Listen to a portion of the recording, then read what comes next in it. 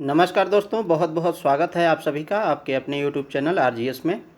और UP special के series में जो यूपी का करंट अफेयर्स है उसे लेकर के फिर से हाजिर हैं। तो जो आगामी यूपीएससी 2025 का प्री का एग्ज़ाम होने वाला है उसके लिए ये विशेष रूप से डिज़ाइन किया गया है। तो प्री को ध्यान में रखते हुए साथ ही साथ यूपी स्पेशल का जो पेपर 5 और पेपर 6 इन तीनों परीक्षाओं में तीनों पेपरों में आपके लिए विशेष रूप से उपयोगी होने वाला है। तो इसके संदर्भ में हम लोग यूपी स्पेशल के संदर्भ में जो उत्तर प्रदेश की घटनाएं हैं उसके संदर्भ में हम लोग ऑलरेडी एक लेक्चर को देख चुके हैं। आज ये दूसरा लेक्चर है। तो आप लोग का बहुत बहुत स्वागत है इस चैनल पे। तो चलिए हम लोग सेशन की शुरुआत करते हैं और देखते हैं। इस सेशन में हम लोग अगस्त माह और सितंबर माह की घटनाओं को देखेंगे। तो जो उत्तर प्रदेश से संबंधित जो अगस्त माह में घटित घटनाएं हुई 2024 में और सितंबर माह में जो भी घटित घटनाएं हुई उन्हें देखेंगे। तो चलिए हम लोग सेशन की शुरुआत करते हैं। चलिए, तो वाराणसी में SLCR परियोजना, SLCR क्या है? तो smart laboratories for clean reverse, ठीक है। तो ये परियोजना स्थापित होगा कहाँ पर? वाराणसी में।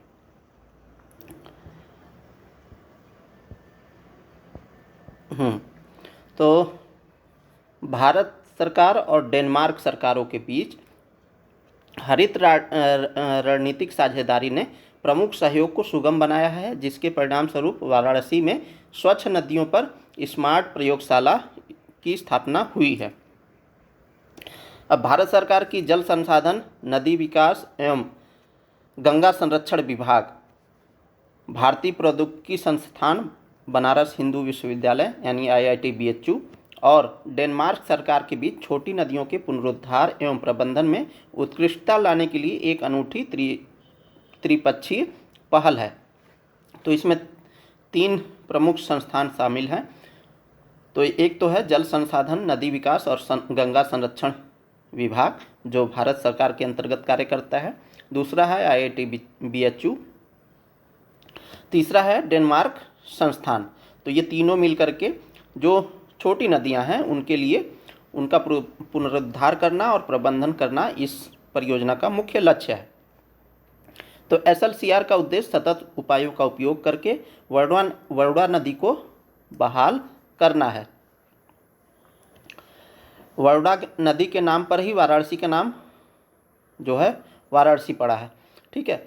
इसके लक्ष्यों में सरकारी एजेंसियों, शैक्षणिक संस्थानों और स्थानीय समुदायों के लिए ज्ञान का आदान प्रदान करने तथा स्वच्छ नदी जल को बनाए रखने के लिए समाधान तैयार करने के लिए एक सहयोगी मंच स्थापित करना शामिल है। इस पहल में IIT BHU में एक हाइब्रिड लैब मॉडल और वरुणा नदी पर एक जीवित प्रयोगशाला शामिल है, ताकि वास्तविक दुनिया के वातावरण में समाधानों का परीक्षण एवं पैमाना बनाया जा सके। सहयोग के तहत क्या जाएगा? तो सहयोग के तहत निम्नलिखित परियोजनाएं शुरू की जाएंगी। जैसे पहली परियोजना में जल प्रबंधन के लिए निर्णय समर्थन प्रणाली का निर्माण करना शामिल है, जिसे जल विज्ञान मॉडल, परिदृश्य निर्माण, पूर्वानुमान और डेटा विश्लेषण का उपयोग करके बेसिन जल गतिशीलता का विश्लेषण करने के लिए डिजाइन किया गया है। दूसरी परियोजना है उभरते प्रदूषकों के लक्षण निर्धारण और फिंगरप्रिंट विश्लेषण पर केंद्रित है। इसमें प्रदूषकों की पहचान तथा मात्रा निर्धारित करने के लिए क्रोमैटोग्राफी एवं मास स्पेक्ट्रोमेट्री जैसी उन्नत विश्लेषणात्मक तकनीकों का उपयोग किया जाएगा। साथ ही साथ कोपेनहेगन विश्वविद्यालय के एक प्रोफेसर और अंतर्राष्ट्रीय भागीदारों के नेतृत्व में इस परियोजना का मुख्य उद्देश्य एक विस्तृत फिंगरप्रिंट लाइब्रेरी बनाना, जल गुणवत्ता निगरानी को बेहतर बनाना और प्रभावी उपचार रणनीतियों का प्रस्ताव करना है। गहन शोध और परामर्श पर आधारित परियोजना में पुरातात्विक तथा ऐतिहासिक विरासत को संरक्षित करने की गतिविधियां शामिल हैं। रिचार्ज साइट के लिए यानी जो वाटर बॉडी है उसे किस तरीके से रिचार्ज किया जाए, तो रिचार्ज साइट के लिए वरुणा बेसिन का हाइड्रोलॉजिकल मॉडल चौथी परियोजना होगी। इसका उद्देश्य प्रबंधित जलभृत पुनर्भरण पुनर्भरण के माध्यम से बेस फ्लो को बढ़ाना है। ठीक है, चलिए अगले टॉपिक की ओर बढ़ें। तो मुख्यमंत्री युवा उद्यम अभियान योजना, तो उत्तर प्रदेश की है मुख्यमंत्री युवा उद्यम विकास अभियान योजना। ये 16 अगस्त 2024 को उत्तर प्रदेश के मुख्यमंत्री ने युवाओं को सशक्त बनाने के उद्देश्य से एक नई पहल मुख्यमंत्री युवा उद्यम विकास अभियान योजना शुरू की है।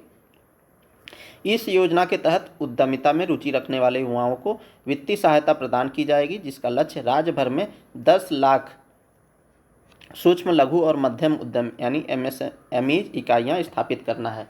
तो अगर प्रश्न में आ जाए मुख्यमंत्री युवा उद्यम विकास अभियान योजना का मुख्य लक्ष्य क्या है, तो 10 लाख MSME इकाइयाँ स्थापित करना है। राज्य में किए गए निवेश के माध्यम से 16.2 मिलियन से अधिक युवाओं को रोजगार मिला है। केंद्र और राज्य सरकार की योजनाओं का लाभ उठाकर 62 लाख युवाओं को स्वरोजगार के अवसरों से जोड़ा गया है। उद्यमिता को बढ़ावा देने के लिए नए उद्यमों को वित्त पोषित करने के लिए एक समर्पित स्टार्टअप फंड की आवश्यकता भी की गई है। तो 2 टॉपिक हो गया हम लोगों का, वाराणसी में SLCR परियोजना और मुख्यमंत्री युवा उद्यम विकास अभियान योजना। मोस्ट इम्पॉर्टेंट है मुख्यमंत्री युवा उद्यम विकास अभियान योजना, क्योंकि 10 लाख MSME इकाइयाँ स्थापित करना इसका लक्ष्य है। ठीक है, चलिए अगले टॉपिक की ओर बढ़ें। तो विद्या समीक्षा केंद्रों के लिए टोल फ्री नंबर।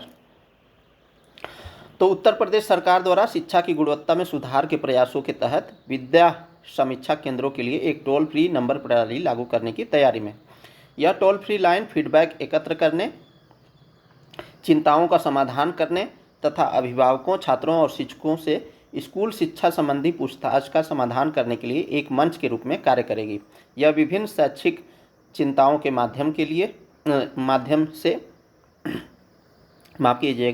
यह विभिन्न शैक्षिक चिंताओं के समाधान के लिए इंटरैक्टिव वॉइस रिस्पांस यानी IVR का उपयोग करेगा। इस पहल से राज्य में प्राथमिक, उच्च प्राथमिक और समग्र स्कूल स्तर पर छात्रों को सहायता प्रदान करने के लिए सार्वजनिक भागीदारी बढ़ाने तथा शिक्षा प्रणाली को मजबूत करने की उम्मीद है। इसके अतिरिक्त सभी विद्या समीक्षा केंद्रों को भी इस प्रक्रिया में शामिल किया जाएगा।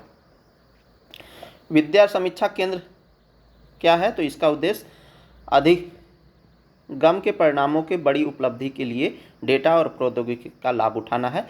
इसमें 15 लाख से अधिक स्कूलों और 96 लाख शिक्षकों, साथ ही साथ 26 करोड़ छात्रों को डेटा को कवर किया जाएगा तथा शिक्षा प्रणाली की समग्र निगरानी को बढ़ाने के लिए बिग डेटा विश्लेषण, कृत्रिम बुद्धिमत्ता, मशीन लर्निंग का उपयोग करके इसका सार्थक विश्लेषण किया जाएगा, जिससे अधिगम परिणामों में सुधार होगा। चलिए अगले टॉपिक की ओर बढ़ें। तो उत्तर प्रदेश में वर्ष 2028 तक पर्यटन में 5 गुना वृद्धि का लक्ष्य रखा गया है। कब तक ये लक्ष्य आपसे पूछा जा सकता है, तो 2028 तक पर्यटन में 5 गुना वृद्धि का लक्ष्य रखा गया है। तो अभी हाल ही में उत्तर प्रदेश सरकार पर्यटन स्थलों और बुनियादी ढांचे का पुनरुद्धार कर रही है, जिसका लक्ष्य 2028 तक पर्यटन को 5 गुना बढ़ाना है। इसका लक्ष्य 70 करोड़ रुपए, ठीक है, ये 70 है, 70 करोड़ रुपए का सकल मूल्यवर्धन यानी GVA प्राप्त करना है और 80 करोड़ पर्यटकों को आकर्षित करना है। राज्य सरकार राज्य में पर्यटन को बढ़ावा देने हेतु पिछले 7.5 वर्षों से पर्यटन स्थलों के पुनरुद्धार और परिवहन बुनियादी ढांचे को बढ़ाने पर ध्यान केंद्रित कर रही है। इस पहल के परिणाम स्वरूप पर्यटकों की संख्या में पर्याप्त वृद्धि हुई है तथा वर्ष 2023 में 48 करोड़ से अधिक पर्यटकों ने उत्तर प्रदेश की मनोरम सुंदरता का आनंद उठाया है। अब इसमें कौन कौन से शहर शामिल थे, कौन कौन से स्थल शामिल थे पर्यटक स्थल, तो काशी हो गया, अयोध्या हो गया, मथुरा, चित्रकूट, प्रयागराज, नैमिषारण और गोरखपुर जैसे आध्यात्मिक महत्व के शहरों में पर्यटन बढ़ा है।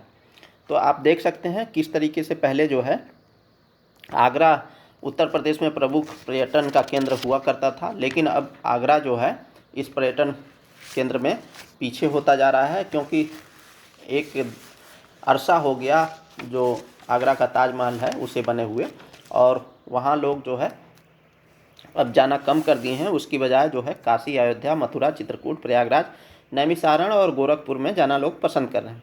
सरकार इन शहरों में उच्च स्तरीय बुनियादी ढांचे में सुधार कर रही है और पर्यटकों को विभिन्न स्थलों की खोज करने हेतु प्रेरित कर रही है। सरकार होटल, गेस्ट हाउस और होम स्टे की पहुंच बढ़ाने पर भी ध्यान केंद्रित कर रही है। चलिए, तो ये याद रखिएगा कि 2028 तक सरकार का लक्ष्य है कि 5 गुना जो है पर्यटन को बढ़ाया जाए। चलिए अगले टॉपिक की ओर बढ़ें। तो उत्तर प्रदेश में कृषि व्यवसाय परियोजना शुरू की जाएगी। तो कौन सा व्यवसाय परियोजना शुरू होगा? कृषि व्यवसाय परियोजना। तो उत्तर प्रदेश सरकार ग्रामीण आय को बढ़ावा देने के उद्देश्य से विश्व बैंक द्वारा वित्त पोषित 4000 करोड़ रुपए की कृषि व्यवसाय और उद्यमिता परियोजना शुरू करने की तैयारी कर रही है। इस पहल से पूर्वी उत्तर प्रदेश और बुंदेलखंड क्षेत्र के 28 जिलों के किसानों, कृषि समूहों तथा कृषि सूक्ष्म, लघु एवं मध्यम उद्यमों यानी MSMEज को लाभ होगा। ठीक है, अनुमान है कि इस परियोजना से 10 लाख किसानों को लाभ मिलेगा, जिनमें कृषि स्वयं सहायता समूहों यानी सेल्फ हेल्प ग्रुप से जुड़ी 30% ग्रामीण महिलाएं भी शामिल होंगी। परियोजना के तहत 1 लाख मछुआरों को वित्तीय सहायता प्रदान की जाएगी। इसके अतिरिक्त 500 किसानों को उन्नत कृषि तकनीकों के प्रशिक्षण के लिए अंतर्राष्ट्रीय दौरों पर भेजा जाएगा। सरकार उच्च उपज वाले बीज, किस्मों और कृषि बुनियादी ढांचे में निवेश करने, कृषि क्षेत्र के लिए एक डिजिटल प्लेटफॉर्म विकसित करने तथा किसानों की आय बढ़ाने के लिए कार्बन डेटिंग बाजार का लाभ उठाने में उनकी सहायता करने की आशा रखती है। अब कार्बन डेटिंग बाजार क्या होता है, तो इसके लिए हम लोग देख लेते हैं। तो कार्बन बाजार मूलतः क्या होता है? यह कार्बन उत्सर्जन पर मूल्य निर्धारण करने का एक साधन है। वे व्यापार प्रणालियां स्थापित करते हैं जहां कार्बन क्रेडिट या अनुमतियां खरीदी व बेची जा सकती हैं। यानी जो भी हम उत्पादन कर रहे हैं उसमें कम से कम जो है कार्बन का उत्सर्जन हो तो उसमें हमें कार्बन क्रेडिट मिलता है। कार्बन क्रेडिट एक प्रकार का व्यापार योग्य परमिट है जो संयुक्त राष्ट्र के मानकों के अनुसार वायुमंडल से 1 टन कार्बन डाइऑक्साइड को हटाने, कम करने या पृथक करने के बराबर होता है। इस बीच कार्बन अनुमतियां या सीमाएं देशों या सरकारों द्वारा उनके उत्सर्जन कटौती लक्ष्यों के अनुसार निर्धारित की जाती हैं। कार्बन ट्रेडिंग की औपचारिक शुरुआत संयुक्त राष्ट्र के क्योटो प्रोटोकॉल के तहत वर्ष 1997 में हुई थी। तो कार्बन ट्रेडिंग की शुरुआत कब हुई थी? तो क्योटो प्रोटोकॉल जो पर्यावरण से संबंधित एक प्रमुख समझौता है, ये 1997 में हुआ और उसी समय जो है कार्बन ट्रेडिंग की शुरुआत हुई। चलिए अगला टॉपिक देखें। तो अयोध्या जो उत्तर प्रदेश में अवस्थित है और यहाँ पर भगवान श्री राम की अभी जो है वर्तमान में प्राण प्रतिष्ठा भी की गई। तो अयोध्या को मिला आदर्श सौर शहर का दर्जा। ये हमारे लिए इम्पॉर्टेंट है। आदर्श सौर शहर क्या होता है? तो आदर्श सौर शहर वे शहर होते हैं जो अपनी पारंपरिक ऊर्जा निर्भरता में कटौती करते हुए 10% जो है नवीनीकृत ऊर्जा के रूप में प्रयोग करें, अपनी विद्युत उत्पादन की पूर्ति करें। ठीक है, तो उन्हें हम क्या बोलते हैं? आदर्श सौर शहर।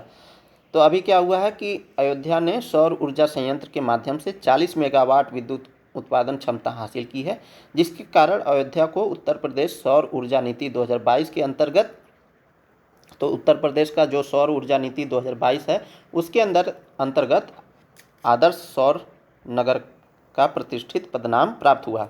इस नीति के अनुसार सौर शहर को ऐसे शहर के रूप में परिभाषित किया गया है जहां नवीकरणीय ऊर्जा संयंत्र पारंपरिक ऊर्जा की अनुमानित कुल मांग को कम से कम 10% तक कम कर सकते हैं।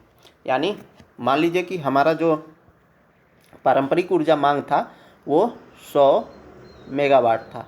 ठीक है, जो कि हम जीवाश्मी ईंधन से प्राप्त करते थे। अब इसमें से मान लीजिए कि हम 10 मेगावाट जो है हम किससे प्राप्त करें? नवीकरणीय ऊर्जा से, और 90 मेगावाट जो है हम पारंपरिक ऊर्जा से प्राप्त करें। तो इस कंडीशन को क्या कहेंगे हम लोग? सौर ग्राम। ठीक है, तो इसे सौर शहर के रूप में परिभाषित किया जाएगा।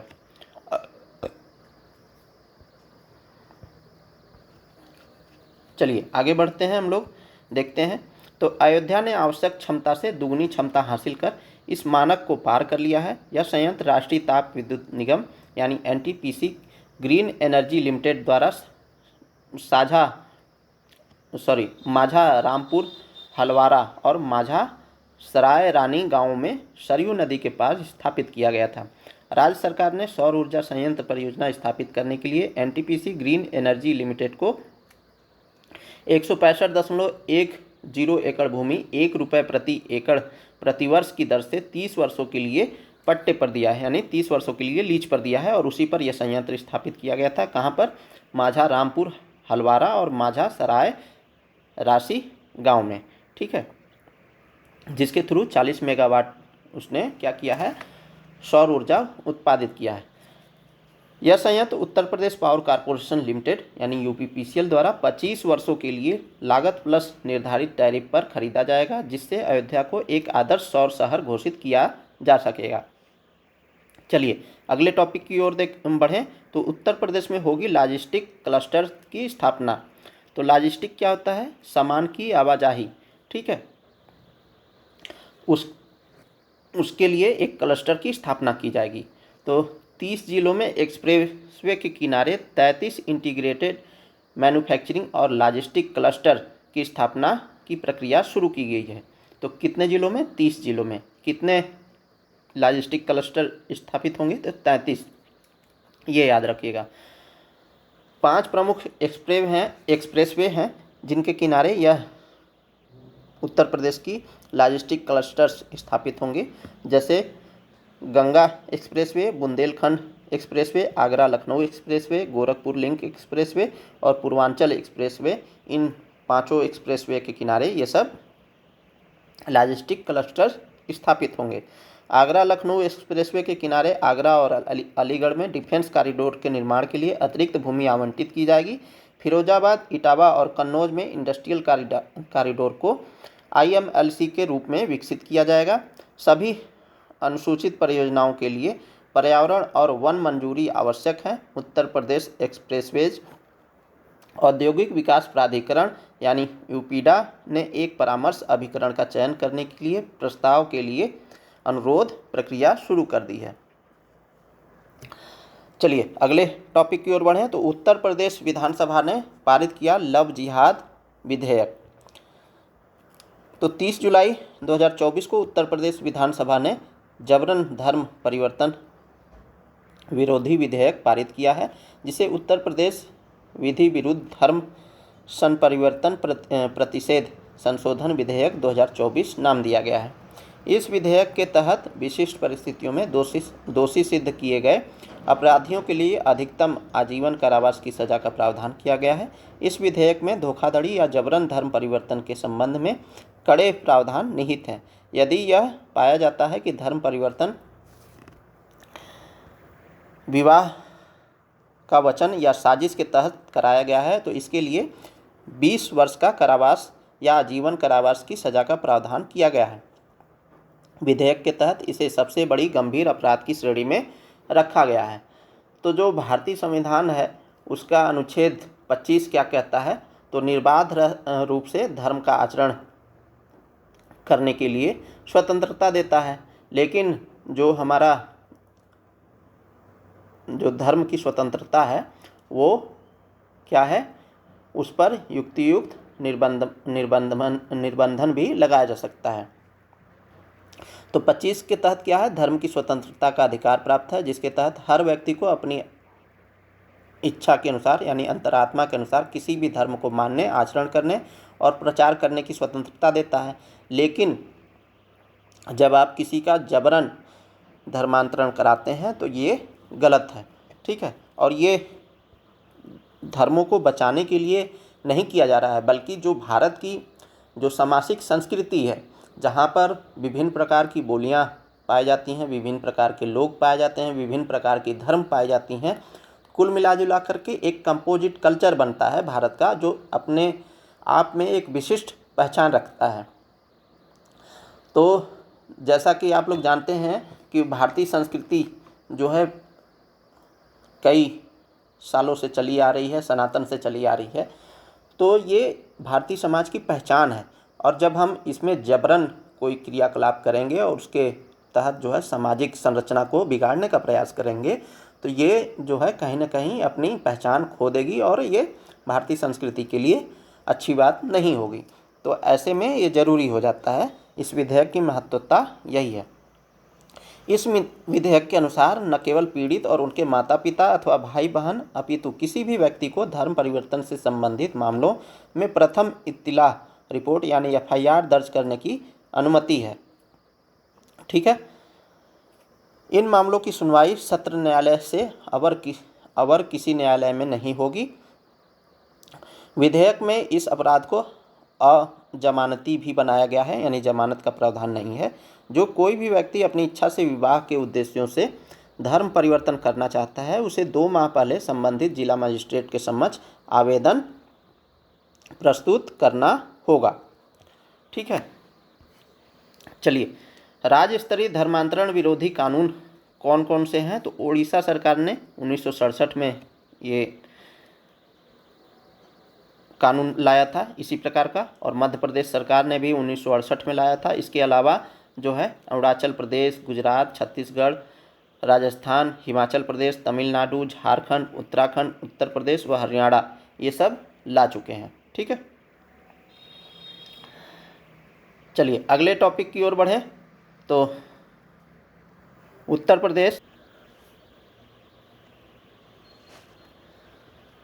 प्रदेश सरकार का अनुपूरक बजट तो 30 जुलाई 2024 को उत्तर प्रदेश के वित्त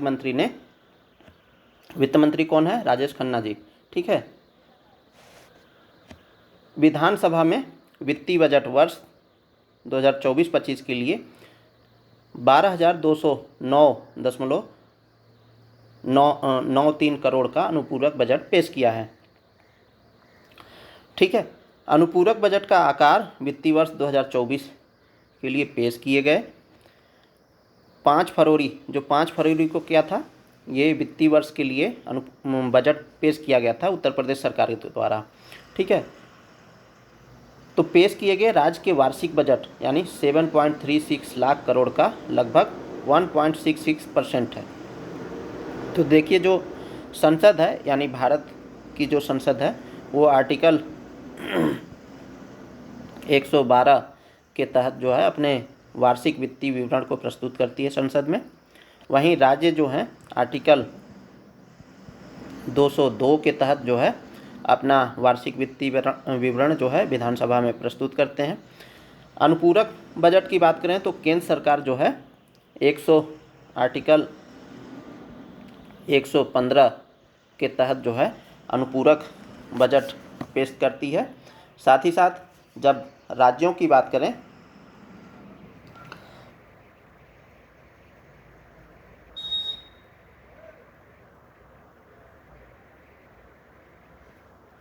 तो राज्य जो है आर्टिकल 203 के द्वारा जो है के तहत जो है अनुपूरक बजट पेश करते हैं। तो ये कुछ संवैधानिक प्रावधान है। तो अभी जो है जुलाई 2024 में उत्तर प्रदेश सरकार ने अपना अनुपूरक बजट पेश किया था। तो संवैधानिक प्रावधान हम लोगों ने देख लिया। अनुपूरक बजट में पूंजी खाते पर व्यय 7981.99 करोड़ रुपए और राजस्व खाते पर व्यय 27.94 करोड़ रुपए खर्च करने का प्रावधान किया गया था। तो ये कुछ योजनाएं थीं, उसके तहत जो है ये बजट पेश किया गया था। जैसे कि औद्योगिक विकास के लिए 7500 करोड़ रुपए, ऊर्जा विभाग के लिए 2000 करोड़ रुपए, ठीक है, परिवहन विभाग के लिए 1000 करोड़ रुपए। ये सब कुछ छोटे मोटे व्यय हैं। माध्यमिक शिक्षा विभाग के अंतर्गत 284 राजकीय इंटर कॉलेजों में प्रयोगशालाओं की स्थापना के लिए 28.40 करोड़ रुपए, साथ ही साथ 1040 राजकीय माध्यमिक विद्यालयों में प्रयोगशालाओं की स्थापना के लिए 66.82 करोड़ रुपए का प्रावधान किया गया था इस अनुपूरक बजट के माध्यम से।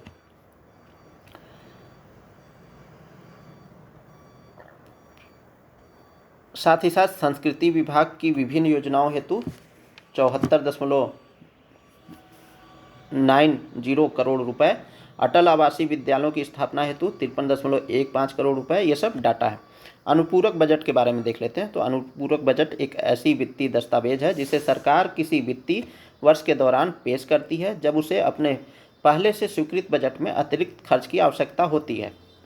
यह बजट कब पेश किया जाता है? तो यह बजट उन खर्चों को कवर करने के लिए पेश किया जाता है जिनको अनुमानित बजट में शामिल नहीं किया गया था या जो नई परिस्थितियों के कारण आवश्यक हो गई हैं। यह बजट वित्त वर्ष के बीच में किसी भी विभाग या मंत्रालय की किसी योजना में अतिरिक्त राशि खर्च करने के लिए लाया जाता है। तो ये अनुपूरक बजट के बारे में है। अब देखिए अगला मोस्ट इम्पॉर्टेंट है, आईआईटी कानपुर के प्रोफेसर ने खोजा नया ग्रह। तो आईआईटी के प्रोफेसर हैं अंतरिक्ष ग्रही एवं खगोलीय विज्ञान और अभियांत्रिकी विभाग के एक सहायक प्रोफेसर सहित खगोलविदों की एक अंतर्राष्ट्रीय टीम ने एक बड़े बहिर्ग्रह की खोज की है जो हमारे सूर्य के समान एक निकटवर्ती तारे की परिक्रमा कर रहा है। वैज्ञानिक पत्रिका नेचर के अनुसार एप्सिलॉन इंडी एब या एप्स इंड हब के नाम से जाना जाने वाला सौर मंडल के बाहर का ग्रह बृहस्पति से कम 6 गुना अधिक द्रव्यमान होने के कारण सुपर बृहस्पति के रूप में वर्गीकृत है। इप्स एंड एब प्रत्यक्ष चित्रण तकनीकी का उपयोग करके खोजा गया है। पहला परिपक्व बहिर्ग्रह हमारे सौर मंडल के बाहर का ग्रह है। जेम्स वेब स्पेस टेलीस्कोप के मिड इंफ्रारेड उपकरण का उपयोग करते हुए खगोलविदों की अंतर्राष्ट्रीय टीम KV5 प्रकार के तारे एप्सिलॉन एनडी जिसे HD 2091 या HI के नाम से भी जाना जाता है, इसकी परिक्रमा कर रहे एक बहिर्ग्रह का प्रत्यक्ष चित्र लिया गया है। निकटवर्ती परिपक्व बहिर्ग्रह का प्रत्यक्ष चित्रण अंतरिक्ष अन्वेषण के क्षेत्र में एक महत्वपूर्ण मील का पत्थर है। हाल ही में पहचाना गया यह ग्रह पृथ्वी से 12 प्रकाश वर्ष की दूरी पर है, अत्यंत शीतल है जिसका तापमान -1 डिग्री सेंटीग्रेड यानी 30 फ़ारेनहाइट है। इसकी कक्षा भी बहुत बड़ी है जिसका आकार पृथ्वी और सूर्य की दूरी का 28 गुना है। चलिए अगले टॉपिक की ओर बढ़ें। तो NGT यानी नेशनल ग्रीन ट्रिब्यूनल ने, राष्ट्रीय हरित अधिकरण ने क्या किया है? अपशिष्ट फेंकने पर जुर्माना लगाया है। तो आप लोगों को पता ही होगा कि जो हमारा राष्ट्रीय हरित अधिकरण है, ये राष्ट्रीय हरित प्राधिकरण अधिनियम 2010 के माध्यम से लाया गया था, इसकी स्थापना हुई थी। तो राष्ट्रीय हरित अधिकरण NGT ने उत्तर प्रदेश के अनाधिकृत क्षेत्रों में अपशिष्ट फेंकने या कचरा फेंकने या ठोस अपशिष्ट डालने पर पूर्ण प्रतिबंध लगा दिया है, जिसके उल्लंघन पर 5,000 रुपये से 50,000 रुपये तक का जुर्माना रखा गया है। न्यायालय के अनुसार उल्लंघनकर्ता को पहली बार में 5,000 रुपये का पर्यावरण मुआवजा देना होगा तथा आगे भी अपशिष्ट फेंकने अथवा ठोस अपशिष्ट डालने की घटनाओं पर 10,000 रुपये का मुआवजा देना होगा। तो ये प्रमुख खबर है, NGT द्वारा उत्तर प्रदेश में ये डाला गया। यदि कोई थोक अपशिष्ट उत्पादक, रियायत ग्राही शहरी स्थानीय निकाय या कोई अन्य व्यक्ति भारी मात्रा में अपशिष्ट फैलाते या डंप करते हुए पकड़ा जाता है तो पहली बार अपराध करने पर 25,000 रुपये जुर्माना लगाया गया है। उसके बाद भी अपराध करता है तो 50 रुपये का जुर्माना देना होगा। तो ये किसके लिए है? पहली बार 25,000, ये रियायत ग्राही या शहरी निकायों के लिए है। ठीक है। NGT ने यह आदेश राप्ती नदी के तटबंध पर अपशिष्ट डाले जाने से जल प्रदूषण होने संबंधी याचिका पर पारित किया है। चलिए अगला ही टॉपिक देख लेते हैं। तो नदियों से संबंधित है। उत्तर प्रदेश में नदियों के किनारे होगा पौधारोपण। तो 30 सितंबर 2024 तक चलने वाले पेड़ लगाओ पेड़ बचाओ जन अभियान 2024 शुरू किया गया है, जिसका लक्ष्य है नदी तटों पर 3,72,66,000 पौधे लगाना है। तो ये याद रखिएगा डाटा, 3,72,66,000 पौधे लगाने हैं, जिसमें गंगा नदी के किनारे जो है 5,096.42 हेक्टेयर भूमि पर 77.5 लाख पौधे लगाए जाएंगे। वहीं यमुना नदी के किनारे 534 स्थानों पर 98.47 लाख पौधे लगाए जाएंगे। ठीक है। वहीं हिंडन नदी के किनारे 270.13 हेक्टेयर भूमि पर 4 लाख पौधे लगाए जाएंगे। प्रोत्साहन योजना भी दी जाएगी। तो प्रयागराज, प्रतापगढ़, कौशाम्बी, फतेहपुर, वाराणसी, गाजीपुर, मिर्ज़ापुर, भदोही, काशी वन्यजीव और बलिया सहित गंगा के किनारे वन प्रभागों में स्वच्छ गंगा के लिए राष्ट्रीय मिशन द्वारा वित्त पोषित एक प्रोत्साहन योजना लागू की जा रही है। वृक्षों की किस्में कौन कौन सी होंगी जो लगाने हैं? तो नीम है, सहजन हो गया, इमली हो गया, अर्जुन हो गया, जामुन, बेल, आम, महुआ, सागौन, शीशम, गुत्तिल, बांस, पीपल, पक्कड़ और बरगद, ये सब वृक्षें लगाए जाएंगी। औषधि पौधे भी लगाए जाएंगे। पहल इसके तहत जो है नर्सरियों के सहयोग से 25,000 हेक्टेयर निजी भूमि या औषधि और सुगंधित पौधों की खेती को भी बढ़ावा देती है। यह प्रयास न केवल राज्य के हरित आवरण को बढ़ाता है बल्कि पर्यावरण संरक्षण में भी योगदान देगा। चलिए अगले टॉपिक की ओर बढ़ें। तो भूमि रिकॉर्ड में अनियमितता के कारण यूपी रेरा द्वारा 400 परियोजनाओं पर रोक लगाई गई है। तो हाल ही में उत्तर प्रदेश भू संपदा विनियामक प्राधिकरण यानी यूपी रेरा ने अपने पोर्टल पर लगभग 400 परियोजनाओं को रोक दिया है क्योंकि डेवलपर्स आवश्यक भूमि रिकॉर्ड और नक्शे या दोनों अपलोड करने में विफल रहे हैं। इनमें से कई परियोजनाएं राष्ट्रीय राजधानी क्षेत्र एनसीआर में स्थित हैं। कार्रवाई का कारण क्या बताया गया है? तो 2018 से लगातार नोटिस देने के बावजूद कई प्रमोटरों ने इस दस्तावेजों को अपलोड नहीं किया है। इसका उद्देश्य क्या है? तो इस निर्णय का उद्देश्य आवंटियों को निवेश करने से पूर्व इन परियोजनाओं की स्थिति के बारे में जानकारी सुनिश्चित करके संभावित धोखाधड़ी से बचाना है। वर्तमान अनुपालन की बात करें तो 400 परियोजनाओं में से केवल 57 ने आवश्यक स्पष्टीकरण या दस्तावेज प्रदान कर दिए हैं। साथ ही साथ भविष्य के लिए कुछ कदम भी उठाए गए हैं। तो प्रमोटरों को आवश्यक दस्तावेज शीघ्र अपलोड करने की चेतावनी दी गई है, अन्यथा उन्हें सख्त मानदंड कार्रवाई का सामना करना पड़ेगा। भू संपदा विनियमन और विकास अधिनियम 2016 की बात करें तो भू संपदा विनियमन और विकास अधिनियम 2016 भारत की संसद का एक अधिनियम है जिसका उद्देश्य घर खरीदारों की सुरक्षा के साथ साथ भू संपदा उद्योग में निवेश को बढ़ावा देना, और यह अधिनियम 1 मई 2016 से लागू हुआ था। अब देखिए, जैसे कोई भी अनियंत्रित शहरीकरण होता है तो ऐसे में होता क्या है कि वहाँ पर शहरीकरण होने के बावजूद भी शहरों की समस्या व्याप्त रहती हैं, जैसे कि आवागमन की समस्या, जैसे कि प्रदूषण की समस्या, जो सीवरेज निकासी की समस्या, स्वास्थ्य सुविधाओं की समस्या, ये सब समस्याएं देखने को मिलती हैं। तो ऐसे में ज़रूरी हो जाता है कि किसी भी शहरों को नियमित रूप से यानी वैज्ञानिक तरीके से जो मानदंड है, निर्धारित मानदंड, उनके अनुरूप जो है स्थापित किया जाए। साथ ही साथ जो निवेशक हैं या जो खरीदार हैं उनकी भी संपत्ति की सुरक्षा हो सके। अभी वर्तमान में देख रहे होंगे कि उत्तर प्रदेश के लखनऊ के आसपास और कई शहरों में भी बुलडोज़र की कार्रवाई की जा रही है। हालांकि ऐसा होना नहीं चाहिए, क्योंकि कोई भी व्यक्ति है वो अपने जीवन भर की कमाई उस मकान में लगा रहा है, उस लैंड में लगा रहा है, तो वहाँ पर जिम्मेदारी व्यक्ति की तो बन ही रही है, साथ ही साथ जो वहाँ की लोकल अथॉरिटी है जो उसका देख रेख कर रही है उसकी भी जिम्मेदारी बन रही है। यानी एक जब बड़े से बिल्डिंग का जब निर्माण हो रहा है तो वहाँ पर जो लोकल अथॉरिटी हैं उनकी भी भूमिका बन जाती है कि किस तरीके से अवैध निर्माण हो रहा है। अगर निर्माण हो रहा है तो उसी समय अगर रोक दिया जाए तो जो देश का संसाधन है, चाहे वो व्यक्तिगत स्तर पर हो चाहे पूरे देश के स्तर पर देखें, व्यक्तिगत स्तर पर देखें तो व्यक्ति की एक पूरे जीवन भर की कमाई होती है, जबकि देश के स्तर पर देखें तो जो मटेरियल निर्माण में जो बिजली खपत हुई, जैसे सीमेंट निर्माण में बिजली खपत हुई, सीमेंट निर्माण में जो संसाधन लगे, जो मिनरल्स लगे, वो उसका वेस्टेज हो रहा है। साथ ही साथ जो हमारा पर्यावरण का नुकसान हो रहा है, साथ ही साथ ईंट बनाने में जो वेस्टेज हुआ, संसाधन वेस्टेज हुआ, स्टील बनाने में जो संसाधन वेस्टेज हुआ, तो ये सब ऑल ओवर देखेंगे तो देश की क्षति ही कहीं ना कहीं हो रही है। तो लोकल अथॉरिटी की भी रिस्पॉन्सिबिलिटी बनती है कि वो सही समय पर उस चीज़ को रोकें।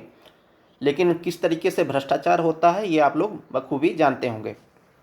बहरहाल हम लोग टॉपिक की ओर बढ़ते हैं। तो इस भू संपदा विनियमन और विकास अधिनियम का उद्देश्य क्या था? तो भू संपदा के क्षेत्र के विनियमन एवं संवर्धन के लिए भू संपदा विनियामक प्राधिकरण की स्थापना करना, परियोजना में पारदर्शिता सुनिश्चित करना, भू संपदा क्षेत्र में उपभोक्ताओं के हितों को संरक्षित करना और विवादों के त्वरित समाधान हेतु न्याय निर्णय व्यवस्था स्थापित करना, बिल्डर के बारे में उचित जानकारी प्रदान करना, भू संपदा क्षेत्र को कैसे विकसित और बढ़ावा दिया जाए, इस पर सरकार को परामर्श देना। तो ये इस अधिनियम का मुख्य उद्देश्य था। चलिए अगले टॉपिक की ओर बढ़ें। तो उत्तर प्रदेश रक्षा औद्योगिक गलियारे के लिए रक्षा मंत्रालय का समझौता ज्ञापन अभी हस्ताक्षरित हुआ है। ठीक है, तो रक्षा औद्योगिक गलियारा, तो रक्षा मंत्रालय ने उत्तर प्रदेश रक्षा औद्योगिक गलियारे के तहत 3 अत्याधुनिक परीक्षण सुविधाएं स्थापित करने के उद्देश्य से एक समझौता ज्ञापन पर हस्ताक्षर किया है। इस समझौते के तहत लखनऊ में यांत्रिक एवं सामग्री क्षेत्र में 1 केंद्र तथा कानपुर में 2 केंद्र स्थापित किए जाएंगे। तो 1 लखनऊ में स्थापित होगा, 2 कानपुर में। इनमें मानव रहित हवाई प्रणाली यानी UAV जिसे ड्रोन कहते हैं, UAS जिसे ड्रोन कहते हैं, और संचार क्षेत्र में 1 सुविधा केंद्र शामिल है। रक्षा परीक्षण और संरचना योजना के अंतर्गत नई दिल्ली में रक्षा मंत्रालय और उत्तर प्रदेश एक्सप्रेसवेज औद्योगिक विकास प्राधिकरण के वरिष्ठ अधिकारियों के बीच समझौता ज्ञापन का आदान प्रदान किया गया है। रक्षा परीक्षण और संरचना योजना की बात करें तो रक्षा मंत्री श्री राजनाथ सिंह जी ने मई 2020 में 400 करोड़ रुपए के परिव्यय के साथ रक्षा परीक्षण और संरचना योजना का शुभारंभ किया था, जिसका उद्देश्य निजी उद्योग और केंद्र और राज्य सरकार के सहयोग से अत्याधुनिक परीक्षण सुविधाएं शुरू करना, स्वदेशी रक्षा उत्पादन को बढ़ावा देना, आयात को कम करना तथा आत्मनिर्भरता को बढ़ाना है। रक्षा औद्योगिक गलियारे के अंतर्गत रक्षा और एरोस्पेस क्षेत्र को प्रोत्साहन प्रदान करने के लक्ष्य के साथ 7 परीक्षण सुविधाओं को मंजूरी दी गई है, जिनमें से 4 तमिलनाडु में हैं और 3 उत्तर प्रदेश में हैं। तो ये देखिए, रक्षा औद्योगिक गलियारों के अंतर्गत क्या किया गया है, रक्षा और एरोस्पेस क्षेत्र को प्रोत्साहन प्रदान करने के लिए पूरे भारत भर में 7 परीक्षण सुविधाओं की मंजूरी दी गई है, और जिसमें से 4 तमिलनाडु में है और 3 उत्तर प्रदेश में है। तो ये उत्तर प्रदेश के लिहाज से बहुत ही इम्पोर्टेंट हो जाता है। तो ये थी दोस्तों जो मुख्य रूप से हमारे अगस्त और सितंबर माह की जो घटनाएं थी। ठीक है, अगले महीने में हम लोग सितंबर अक्टूबर की घटनाओं को लेकर के हाजिर होंगे। तो आप इसी तरह हमारे साथ बने रहिए और एक मंथ का हम यूपी स्पेशल देखते जाएंगे। एक मंथ का हम जो है राष्ट्रीय घटनाक्रम को देखते जाएंगे। इस तरीके से हम पूरे साल भर के करंट अफेयर को तैयार करेंगे, जो आने वाले UPPCS, UPSC, साथ ही साथ BPSC, RAS, MPPCS, Chhattisgarh PCS, Jharkhand PCS, Bihar PCS, इन सब जो हिंदी भाषा भाषी राज्य के क्षेत्र हैं, इनमें समान रूप से उपयोगी होंगी। तो चलिए इसी बातों के साथ मिलते हैं नेक्स्ट वीडियो में। तब तक के लिए बहुत बहुत शुक्रिया, बहुत बहुत धन्यवाद। जय हिंद दोस्तों।